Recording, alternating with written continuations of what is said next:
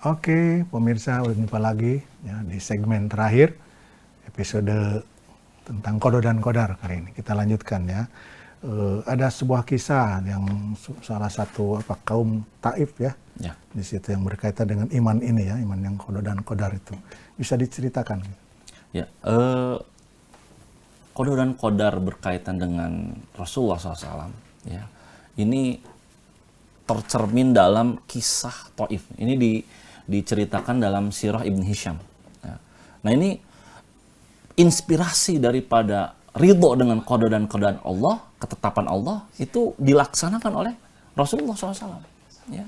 Ketika Rasulullah SAW itu mengalami yang disebut namanya Amul Huzni, ya, tahun-tahun kesedihan, di mana istrinya wafat, ya, Siti Khadijah, ya, kemudian pamannya Abu Thalib wafat dalam keadaan tidak beriman ketika itu.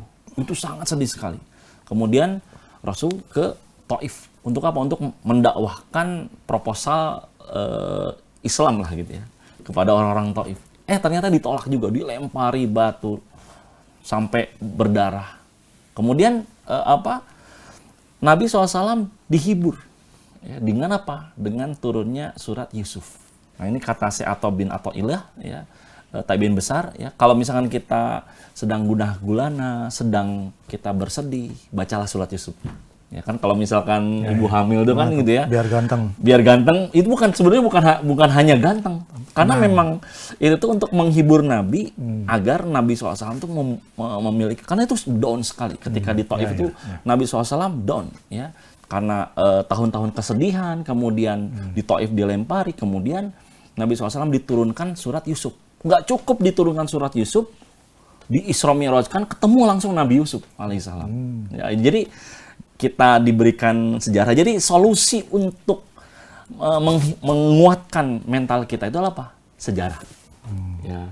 Dan bertemu dengan pelaku sejarahnya. Kalau misalkan masih ada, kalau nggak ada ya kita cukup baca kisah-kisahnya saja begitu. Jadi ada kaitan bahwa ada takdir yang Qada dan Qadar Rasulullah tentang ditinggalkannya gitu ya. Ya, betul. Kemudian juga termasuk Taif tidak menerima saat itu kan ya? Saat itu tidak menerima. Tapi berikutnya menerima ya?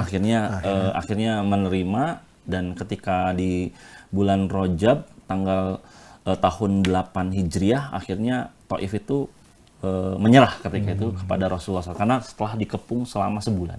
Bukannya itu yang dijanjikan oleh siapa? Jibril ya? Kalau Ya, mau betul. dibalas balikan. Betul. Jadi ada tawaran, ya. Ini malaikat di gunung ini udah siap, ya, tinggal dikraus saja, tinggal izin Rasulullah. Tapi kata Nabi, kalla ya Jibril, fa innahum qaumun la ya'lamun, arju min butuni ummahatihim may ya'budullah wahda. Jangan wahai Jibril, sesungguhnya mereka itu kaum yang tidak mengetahui. Saya berharap dari perut-perut mereka akan ada orang-orang yang menyembah Allah Subhanahu wa taala. Dan akhirnya karena doanya Nabi SAW itu akhirnya 10 tahun kemudian setelah tahun 8 Hijriah itu orang-orang Taif masuk Islam. Dan pas waktu Haji Wada mereka izin untuk berdakwah, ya, dan menjadi para sahabat Rasulullah SAW. Jadi tidak memaksakan ya kalau harus terjadi. Kalaupun memang diterima ya nanti suatu saat diterima. Akan diterima. Nah, pertanyaan menggelitik mungkin. Karena kan qada dan itu ketetapan Allah ya. Betul. Apakah bisa nggak itu dirubah atau upaya manusia misalnya untuk mempengaruhi Tuhan merubah qada dan qadar? Ya. Jadi tadi ya, tergantung segmentasinya. Ya. Ada yang tadi yang saya jelaskan tuh bahwa kalau qada itu kaitannya sama nizamul wujud nggak bisa dirubah. Kita terima jadi. Jadi ada bisa juga kita udah jadi laki-laki pengen jadi bencong gitu. Jangan, nggak bisa itu. Dioperasi dia. Malah itu bahkan dihisab berat itu. Karena merubah ciptaan Allah, ya kan. Nah, itu tuh itu yang nggak bisa dirubah itu. Karena emang berkaitan dengan nizamul wujud. Tapi yang berkaitan dengan ghairu nizamul wujud, seperti kita misalkan menghindari kecelakaan, menghindari hal-hal yang buruk lah, ya. Maka kita dengan doa.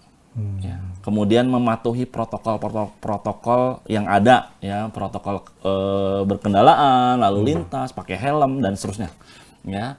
Itu berkaitan ghairu nizamul wujud. Termasuk ya kan? Umur.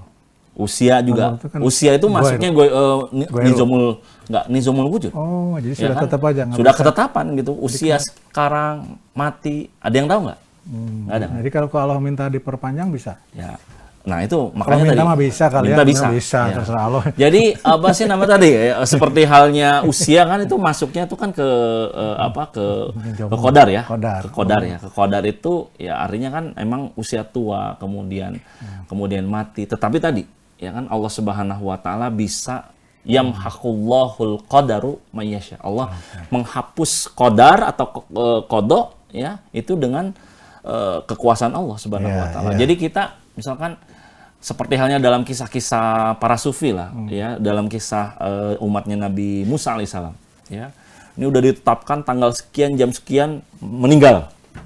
Wah, akhirnya kan dia silaturahmi, wah jadi jam banyak. sekian Akhirnya nggak jadi. nggak jadi gara-gara silaturahmi. Namanya. Nah, ini ada sebab-sebab untuk membatalkan. Salah satunya adalah silaturahmi. Ya, karena kan silaturahmi itu memanjangkan usia dan salah satunya adalah doa.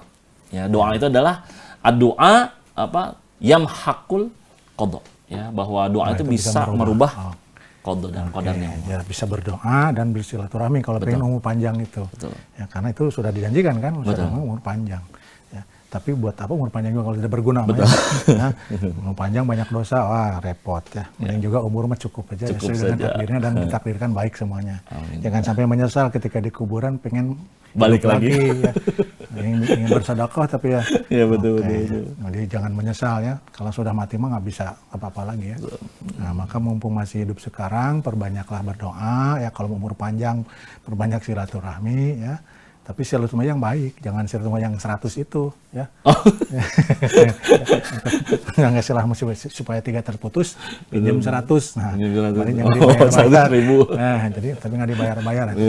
Itu mah bukan memanjangkan umur itu, ya, memanjangkan dosa. Oke. Ada satu kalimat penutup tentang qada dan qadar? Ya. Jadi kadang-kadang kita itu selalu memikirkan hal-hal yang sudah ditentukan Allah Subhanahu wa taala. Ya kan? Seperti halnya kaya miskin ini udah ditentukan sama Allah. Oh, kaya miskin mah tidak ada. Kaya dan cukup. Kaya dan cukup ya, benar. Nah, Kaya dan cukup. Kemudian jadi laki-laki, jadi perempuan itu sudah Allah tentukan, ya kan? Kemudian ada hal-hal yang belum ditentukan. Ya. Dan itu yang akan ditanya oleh Allah Subhanahu wa taala, ya. Itu apa? Masalah amal, hisab, ya kan? Masalah hidayah. Ya, itu dikembalikan kepada khasiat akal kita itu apa? Fa'alhamaha fujuraha wa taqwaha. Akal itu bisa menentukan baik atau buruk.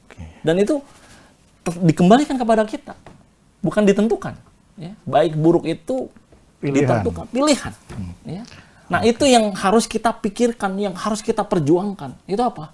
Ketika kita melakukan usaha yang sesuai dengan syariat itu harus kita usahakan. Tapi kalau misalkan usaha-usaha yang kita bertentangan dengan syariat, ya, yang akan dihisap oleh Allah, yang akan ditanya, ya. Padahal itu yang akan ditanya. Nah itulah yang harus kita perjuangkan, yang harus kita usahakan agar kita sesuai dengan aturan-aturan Allah. Jadi qadar itu terima dan perjuangkan kalau memang ada yang bisa diperjuangkan. Betul. Anak raja makan sirih di atas nampan. Sekian saja, terima kasih. Apabila ada yang kurang-kurang mohon dimaafkan ya. Bibir dikulum tersenyum renyah. Assalamualaikum semuanya. Sampai jumpa episode berikutnya.